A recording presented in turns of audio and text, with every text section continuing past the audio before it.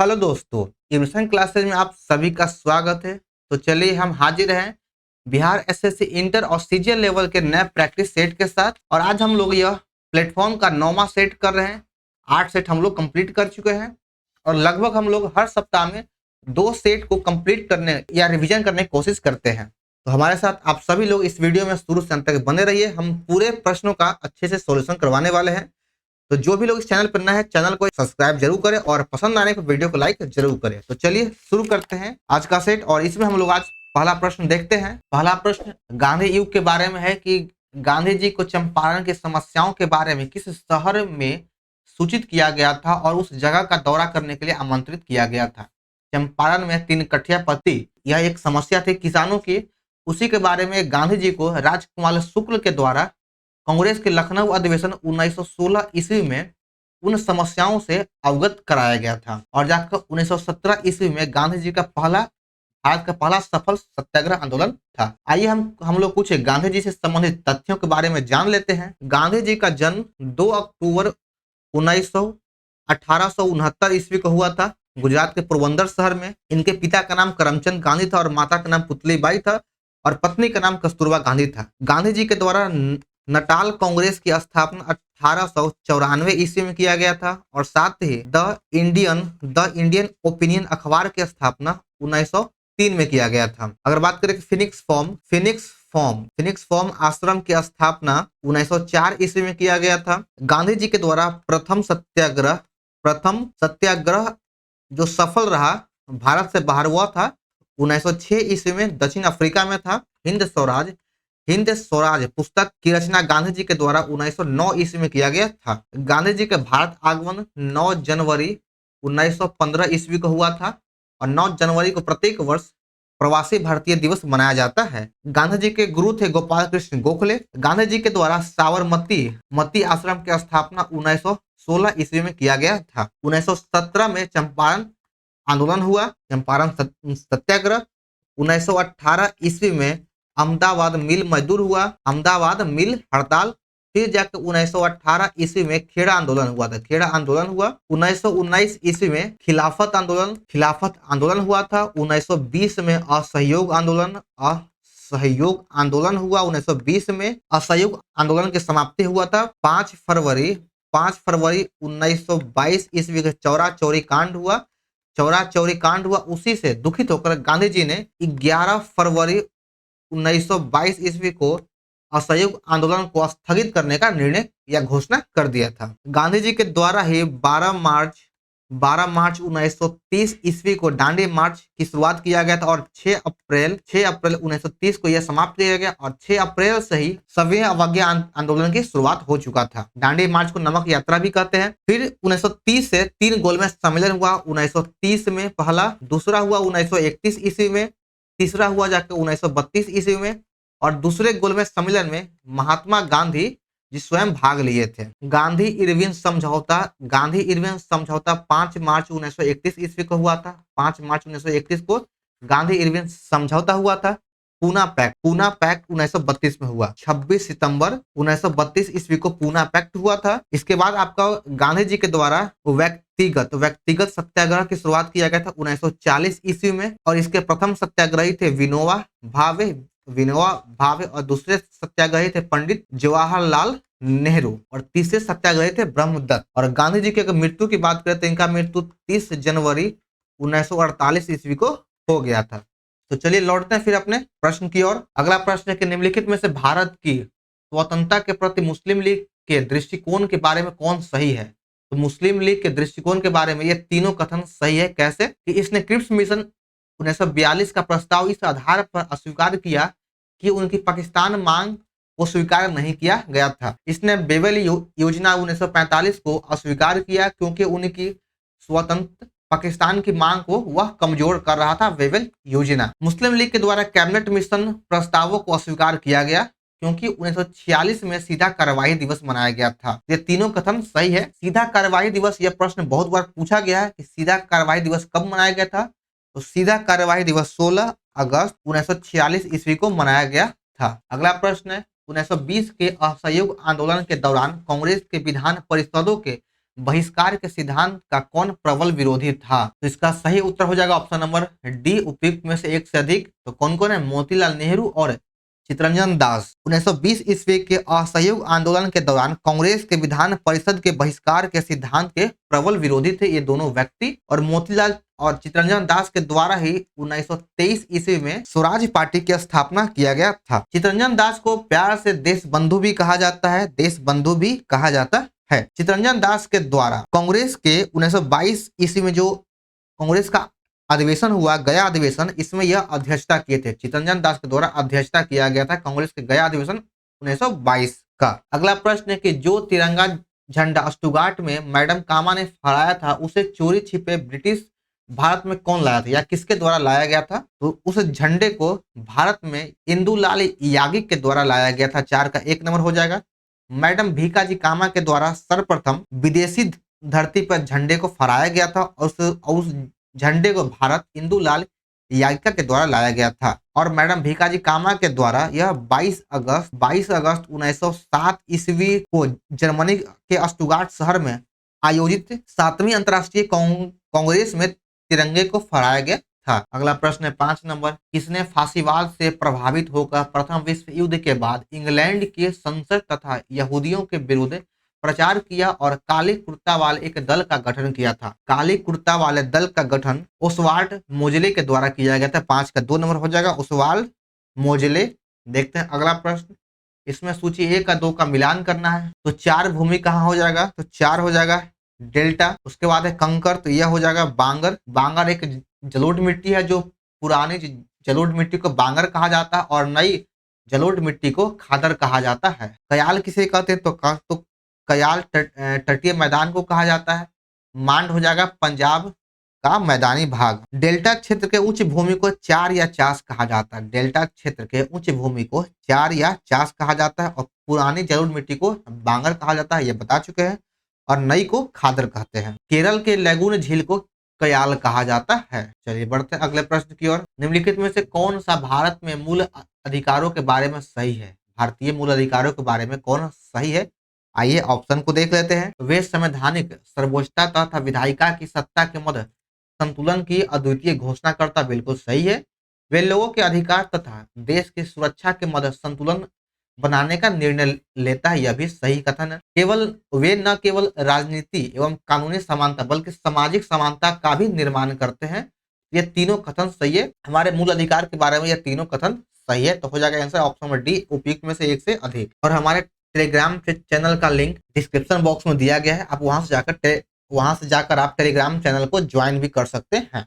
चलिए देखिए 9वां प्रश्न। राष्ट्रपति के निर्वाचन से संबंधित विवाद भारतवर्ष के अंतर्गत निम्न में से किसके द्वारा निर्णय किए जाते हैं? तो राष्ट्रपति के निर्वाचन से संबंधित अगर कोई विवाद होता है तो उसका निर्णय सर्वोच्च न्यायालय के द्वारा लिया जाता है। 9 का 2 नंबर हो जाएगा। अनुच्छेद 71 के अंतर्गत राष्ट्रपति और उपराष्ट्रपति के चुनाव में अगर कोई विवाद होता है तो उसका निपटान सर्वोच्च न्यायालय के द्वारा किया जाता है।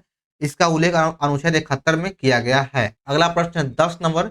इसमें सूची 1 और 2 का मिलान करना है। एक तरफ राजनीतिक दल दिया गया और दूसरी तरफ उसकी स्थापना वर्ष दिया गया है। अखिल भारतीय तृणमूल कांग्रेस की स्थापना कब किया गया? तो इसकी स्थापना 1998 ईस्वी में किया गया। 4 नंबर हो जाएगा 1998। बहुजन समाज पार्टी की स्थापना 1984 में किया गया है। 1 नंबर। भारतीय जनता पार्टी की स्थापना 1980 में किया गया है। भारत का मार्क्सवादी साम्यवादी दल CPIM की स्थापना 1964 में किया गया है। 64 हो जाएगा। चलिए देखिए अगला प्रश्न 21 नंबर।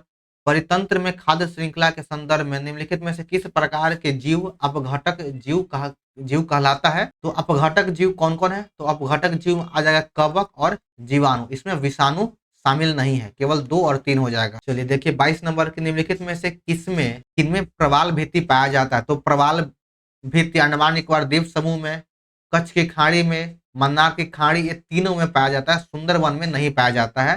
तो 22 का हो जाएगा ऑप्शन नंबर 1। केवल 1, 2 और 3 में प्रवाल भित्तियां पाई जाती है। भारत के आर्द्र भूमियों के संदर्भ में निम्नलिखित कथनों पर विचार कीजिए। आर्द्र भूमि के बारे में बताना है कि आर्द्र भूमि के अंतर्गत देश का कुल भौगोलिक क्षेत्र अन्य राज्यों की तुलना में गुजरात में अधिक अंकित किया गया, बिल्कुल सही है। भारत में तटीय आर्द्र भूमि का कुल भौगोलिक क्षेत्र आंतरिक आर्द्र भूमि के भौगोलिक क्षेत्र से अधिक है, तो बिल्कुल गलत है, अधिक नहीं बल्कि यह कम है। तो इसमें केवल एक सही है, बाकी दूसरा ऑप्शन गलत। चलिए देखिए 24 नंबर की, निम्नलिखित में से कौन सी विषुवतीय वनों की अद्वितीय विशेषता है?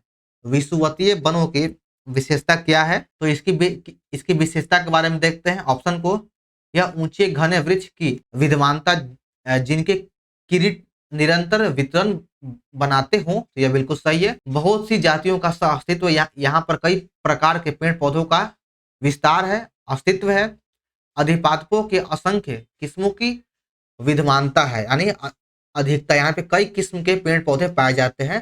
तो इसमें से तीनों ऑप्शन सही हो जाएगा। अगला प्रश्न है कि वन्य जीव सुरक्षा अधिनियम 1972 के अनुसार किसी व्यक्ति के द्वारा विधि द्वारा किए गए कतिपय उपबंधों के अधीन होने के सिवाय निम्नलिखित में से कौन सा या प्राणी शिकार नहीं किया जा सकता है? वन्य जीव सुरक्षा अधिनियम 1972 के अनुसार किस प्राणी का शिकार नहीं किया जा सकता है, वन्य प्राणी का? तो इसके अंतर्गत घड़ियाल, भारतीय जंगली गधा और जंगली भैंस है, इन तीनों का शिकार नहीं किया जा सकता है। आइए देखते हैं 35 नंबर, इसमें पॉलिटी का प्रश्न है। आर्टिकल से किस अनुच्छेद के अंतर्गत अध्यक्ष सदन के किसी सदस्य को उनकी मातृभाषा में बोलने की इजाजत दे सकता है? यानी लोकसभा का अध्यक्ष किसी भी व्यक्ति को, किसी भी सांसद को उसकी मातृभाषा में बोलने की इजाजत किस अनुच्छेद के अंतर्गत दे सकता है? जैसे कि पप्पू यादव जब सदन में बोले तो वो अपनी भाषा में बोले, तो वह अध्यक्ष जो है अनुच्छेद 120 के 1 के तहत दे सकता है। अनुच्छेद 120 के 1 में इस बात का जिक्र किया गया है।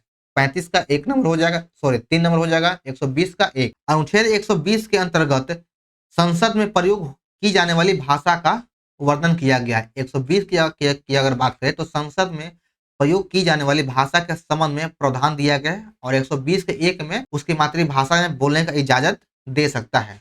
अनुच्छेद 110 में धन विधेयक का जिक्र किया गया है, और 110 के 1 के अंतर्गत क्या है? तो 110 के 1 में किसी कर का अधिरोपण, उन्मूलन, छूट, परिवर्तन और विनियमन करने का प्रावधान शामिल किया गया है, और धन विधेयक को केवल लोकसभा में ही पेश किया जाता है। चलिए अगला प्रश्न है कि प्राचीन बिहार के इतिहास जानने के लिए निम्नलिखित यात्रियों के आगमन को उनके सही क्रम में व्यवस्थित करना है। तो सबसे पहले हो जाएगा 1 नंबर पर मेगास्थनीज सेल्यूकस निकेटर का राजदूत था जो चंद्रगुप्त मौर्य के दरबार में आया था। उसके बाद दूसरे नंबर पर हो जाएगा फहियान, यह चंद्रगुप्त द्वितीय के दरबार में आया था, जो विक्रमादित्य भी कहते हैं। वेनसोंग जो हर्षवर्धन के दरबार में आया था, और सबसे लास्ट में आया था इतिसंग का बिहार का भ्रमण सबसे लास्ट में। यानी पहले नंबर पे मेगास्थनीज, फिर फाहियान, फिर वेनसोंग और फिर इतिसंग। तो सही उत्तर हो जाएगा ऑप्शन नंबर 2, 1, 3, 4।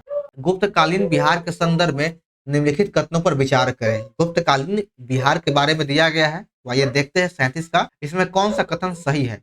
तो चंद्रगुप्त प्रथम ने लिच्छवी राजकुमारी कुमार देवी से विवाह किया और पाटलिपुत्रा में महाराजा धीराज की उपाधि धारण किया था, तो बिल्कुल सही कथन है यह। अगला है कि समुद्रगुप्त को लिच्छवी दहित्री कहा जाता है, और श्रीलंका के राजा मेघवर्मन ने उसके शासनकाल में गया में बौद्ध मठ की स्थापना की अनुमति मांगा था, तो यह भी सही है। नालंदा विश्वविद्यालय की स्थापना का श्रेय कुमारगुप्त प्रथम को दिया जाता है, बिल्कुल सही है। चीनी यात्री फाहियान चंद्रगुप्त द्वितीय विक्रमादित्य के शासनकाल में भारत आया था, जो कुछ समय पाटलिपुत्रा में भी रहा।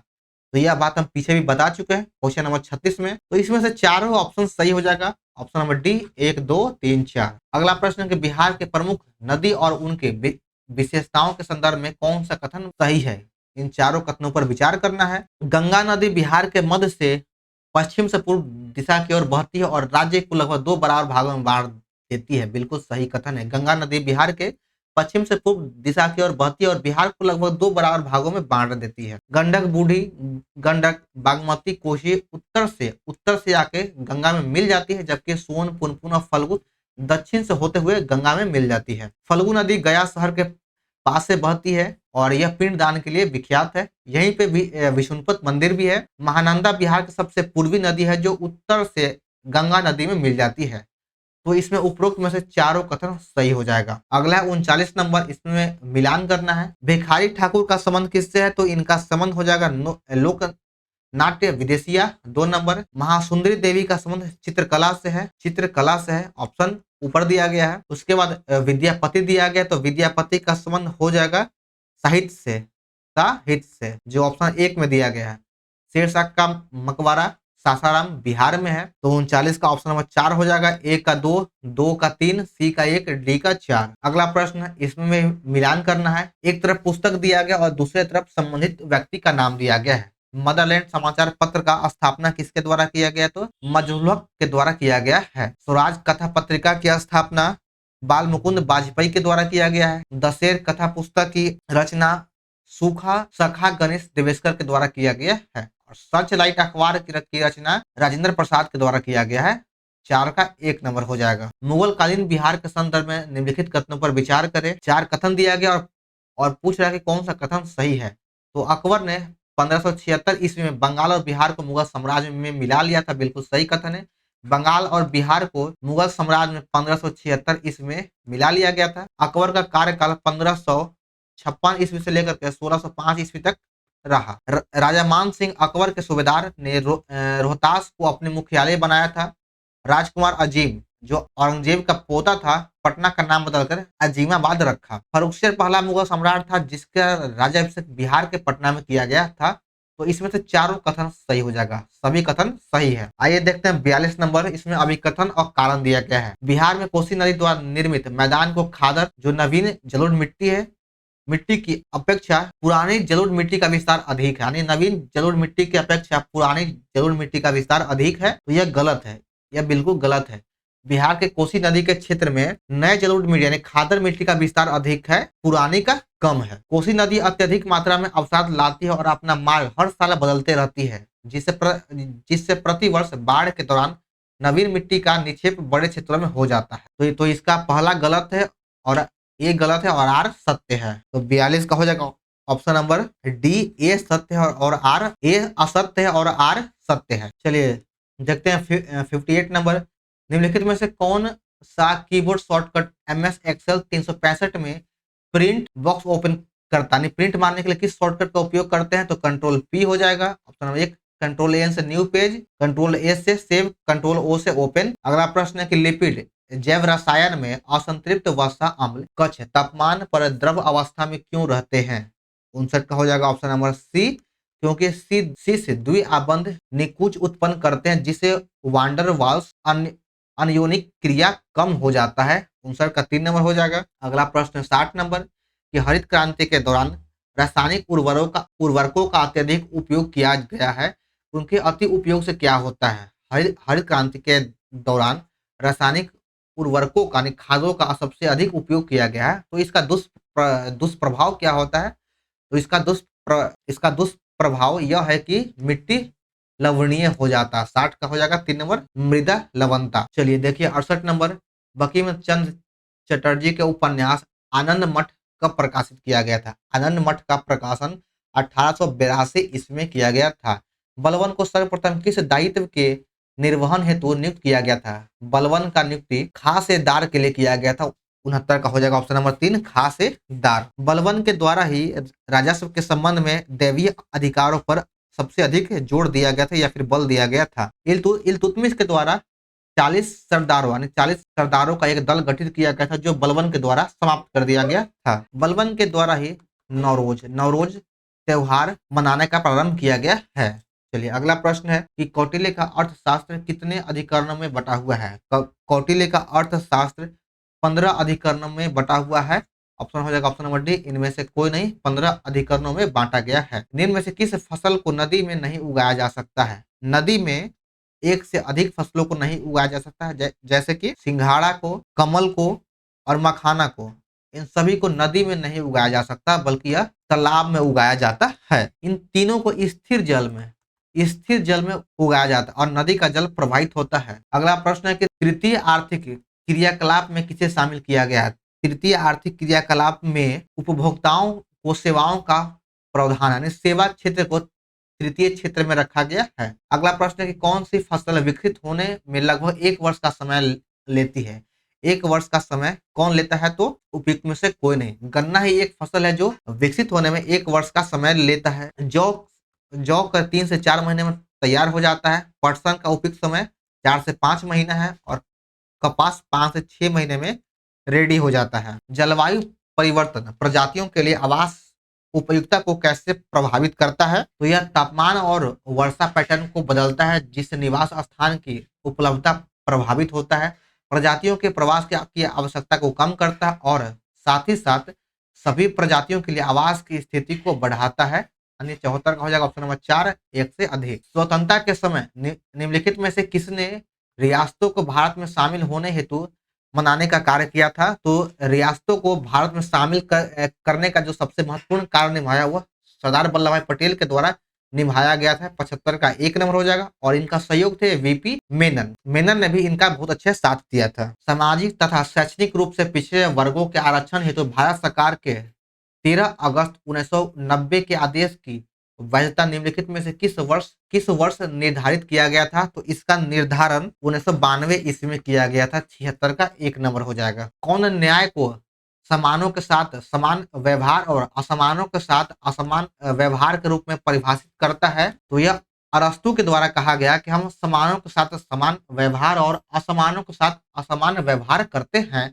अरस्तु के द्वारा यह कहा गया कथन है। बीएमडी प्रशिक्षण किया जाता है किसके पहचान के लिए? बीएमडी प्रशिक्षण का उपयोग ऑस्टियोपोरोसिस के जांच के लिए किया जाता है। 88 का 3 हो जाएगा। अगला प्रश्न 89, निम्नलिखित में से कौन सा वाहक वेक्टर तथा रोग का जोड़ा सही है? तो इसमें क्यूलेक्स मच्छर के द्वारा फाइलेरिया होता है, यही मिलान सही है, बाकी आपका सभी मिलान गलत है। ग्रीन मक्खी के द्वारा हैजा होता है, हैजा रोग होता है। सैंड फ्लाई के द्वारा काला जार रोग होता है। तो बाकी आपका एक सही है, बाकी बी सी डी गलत था। अगला प्रश्न 90 नंबर, जो स्वैच्छिक कार्यों के लिए सुनिश्चितता अंग विन्यास निर्वहन शरीर का संतुलन बनाए रखने के लिए कौन उत्तरदायी है? तो इसमें शरीर को बैलेंस करने में जो उत्तरदायी अंग है या पार्ट है वह है अनुमस्तिष्क। मस्तिष्क का अनुमस्तिष्क भाग। 90 का 2 नंबर हो जाएगा। यह शरीर को बैलेंस करने में महत्वपूर्ण भूमिका निभाता है। धमनियां रक्त का वहन करती है जो कि भरी होती है किससे? धमनियां रक्त का वहन करती है जो भरी होती है ऑक्सीजन से भरी होती है। 91 का 1 नंबर हो जाएगा। धमनी के द्वारा शुद्ध रक्त का परिवहन होता है और शिरा के द्वारा अशुद्ध रक्त का परिवहन किया जाता है। फलों के पकने से पहले गिरने पर कुछ मामलों में उपज की महत्वपूर्ण हानि होती है, इसे किसके द्वारा रोका जा सकता है? तो इसमें ऑक्सीजन के छिड़काव के द्वारा इस प्रॉब्लम को रोका जा सकता है, इस स्थिति को ठीक किया जा सकता है। चलिए देखते हैं अगला प्रश्न। किस भारतीय संगठन ने अपनी पहले दूरसंचार प्रणाली टीईसी प्रमाण प्राप्त किया और जिसमें अस्थायी रूप से निर्मित सेमीकंडक्टर चिप का उपयोग किया है? यह किस संगठन के द्वारा किया गया? तो इसरो के द्वारा किया गया है। 98 का 1 नंबर हो जाएगा। अगला प्रश्न है कि मयूरभंज छौ किस राज्य का जनजातीय नृत्य है? तो मयूरभंज छौ यह ओडिशा राज्य का जनजातीय नृत्य है। व्यापार के संदर्भ में थोक व्यापारी कौन होता है? तो थोक व्यापारी उसे कहते हैं जो व्यक्ति बड़ी मात्रा में खरीदता और बेचता है, उसे थोक व्यापारी कहा जाता है। अगला प्रश्न है कि पटना उच्च न्यायालय के संदर्भ में कौन सा कथन सही है? पटना उच्च न्यायालय की स्थापना 1916 में किया गया था, बिल्कुल सही है। यह बिहार राज्य का एक शीर्ष न्यायिक निकाय है। इसके पास मौलिक अधिकारों के प्रवर्तन सहित रिट जारी करने का अधिकार है। यानी उच्च न्यायालय अनुच्छेद 226 के तहत रिट जारी कर सकता है और सुप्रीम कोर्ट सर्वोच्च न्यायालय अनुच्छेद 32 के तहत रिट जारी करता है। इसके मुख्य न्यायाधीश की नियुक्ति राष्ट्रपति के द्वारा सर्वोच्च न्यायालय के मुख्य न्यायाधीश और राज्य के राज्यपाल के परामर्श से किया जाता है। तो इसमें चारों कथन सही है, ऑप्शन नंबर डी हो जाएगा। चलिए 102 नंबर प्रश्न रिपीट कर चुका है, आइए फिर से देख लेते हैं। भिखारी ठाकुर का संबंध लोक नाट्य से है, विदेशिया से है। महासुंदरी देवी का संबंध चित्रकला मधुबनी से हो जाएगा। विद्यापति का संबंध साहित्य मैथिली कोकिला से है और शेरशाह का मकबरा स्थापत्य सासाराम में है। कोसी मैदान के माध्यम समुद्र तल से ऊंचाई कितनी है? कोसी मैदान के मध्य समुद्र तल से ऊंचाई पूछ रहा है, तो इसके समुद्र तल से ऊंचाई हो जाएगा ऑप्शन नंबर डी हो जाएगा। उपयुक्त में से कोई नहीं, यानी ऊंचाई 40 मीटर हो जाएगा। समुद्र तल से इसकी ऊंचाई 40 मीटर है। अगर पूछ दे कि बिहार की समुद्र तल से ऊंचाई कितना है, तो 53 मीटर हो जाएगा। 53 मीटर या 173 फीट। जुताई रहित कृषि का मुख्य पर्यावरणीय लाभ क्या है? तो इसका मुख्य पर्यावरणीय लाभ हो जाएगा कि मृदा अपरदन में कमी और नमी क्षरण नहीं होता है। 4 का 3 नंबर हो जाएगा। अगला प्रश्न 106 की व्यापक दरिद्रता ज्यादा देखी जाती है कहाँ पर? व्यापक दरिद्रता यानी गरीबी सबसे अधिक यह अफ्रीका में देखा जाता है।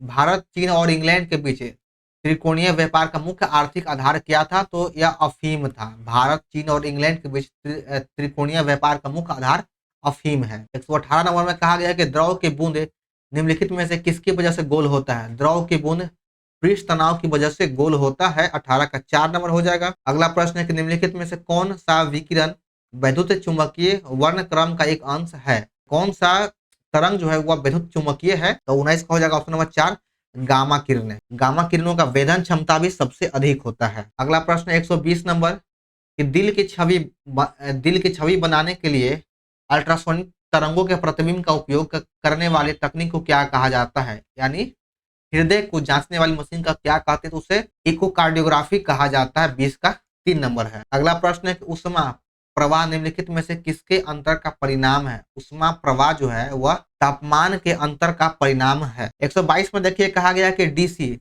जनरेटर में ब्रश को हमेशा कहाँ रखा जाता है? डीसी जनरेटर में ब्रश को मैग्नेटिक न्यूट्रल अक्ष एमएन के साथ रखा जाता है। 22 का 1 नंबर हो जाएगा। वैश्वीकरण से लाभान्वित होता है कौन? वैश्वीकरण से उत्पादक और निर्यातक को लाभ होता है। 129 का हो जाएगा ऑप्शन नंबर डी, एक से अधिक यानी उत्पादक और निर्यातक इसका सही उत्तर है। बिहार के कुल भौगोलिक क्षेत्र की लगभग कितने कितने परसेंट भूमि बाढ़ उन्मुख, यानी बिहार का कितना परसेंट भूमि जो है बाढ़ में आता है, बाढ़ की चपेट में आता है? तो वह हो जाएगा 70% भूमि। इसका 1 नंबर। अगला प्रश्न है कि निजी में किसे महत्व दिया गया? निजीकरण में किसको महत्व दिया जाता है? तो निजी क्षेत्र को ही महत्व दिया जाता है। 31 का 1 नंबर है। 32 में देखिए कहा गया कि अर्थशास्त्र क्या है? अर्थशास्त्र यथार्थवादी के साथ आदर्शवादी विज्ञान भी है। अगला प्रश्न 33 नंबर किस देश का केंद्रीय बैंक क्या होता है? तो किसी भी देश का केंद्रीय बैंक मौद्रिक और बैंकिंग प्रणाली के शिखर की संस्था होती है। मौद्रिक बैंकिंग प्रणाली के शिखर की संस्था होती है। चलिए देखते हैं अब 144 नंबर अंतर्राष्ट्रीय जेब्रा दिवस प्रतिवर्ष कब मनाया जाता है? तो अंतर्राष्ट्रीय जेब्रा दिवस प्रतिवर्ष 31 जनवरी को मनाया जाता है। 44 का 1 नंबर हो जाएगा। अब देखिए यहाँ से करंट अफेयर स्टार्ट होता है। 31 जनवरी से 15 फरवरी 2026 तक 39वां सूरज कुंड अंतर्राष्ट्रीय शिल्प मेला का आयोजन कहाँ किया गया था? तो इसका आयोजन फरीदाबाद में किया गया है। 45 का 2 हो जाएगा। अगला प्रश्न है कि 1 से 3 फरवरी 2026 तक 39वां भारतीय अंतर्राष्ट्रीय चमड़ा मेला का आयोजन कहाँ किया गया है? तो चमड़ा मेला का आयोजन चेन्नई में किया गया है। 46 का 3 हो जाएगा। जनवरी 2026 में निपाह वायरस के फैलने की चिंताओं के बीच किस देश ने भारत से जानवरों और पशु उत्पादकों के आयात पर प्रतिबंध लगा दिया है? तो वह किर्गिस्तान के द्वारा प्रतिबंध लगा दिया गया है। अगला प्रश्न है ऑस्ट्रेलियन ओपन 2026 का महिला एकल का खिताब किसने जीता है? महिला एकल का खिताब एलेन रायबाकिना के द्वारा जीता गया है। जनवरी 2026 में किस सार्वजनिक क्षेत्र की कंपनी को ग्रेट प्लेस टू वर्क के रूप में मान्यता दिया गया है? ग्रेट प्लेस टू वर्क के रूप में SAIL को मान्यता दिया गया है। चलिए देखते हैं इस सेट का अंतिम प्रश्न कि वर्ष 2026 में कौन सा देश स्पेस एक्स की पहल को टक्कर देने के लिए अंतरिक्ष आधारित AI डेटा सेंटर बनाएगा? तो 150 का हो जाएगा ऑप्शन नंबर डी, इनमें से कोई नहीं। तो इसका सही उत्तर हो जाएगा चीन। चीन इसका सही उत्तर है। तो चलिए हमारा आज का 9वां सेट समाप्त होता है। तो आप सभी को यह वीडियो कैसा लगा कमेंट जरूर करें। तो चलिए मिलते हैं फिर एक नए सेट के साथ। Thank you.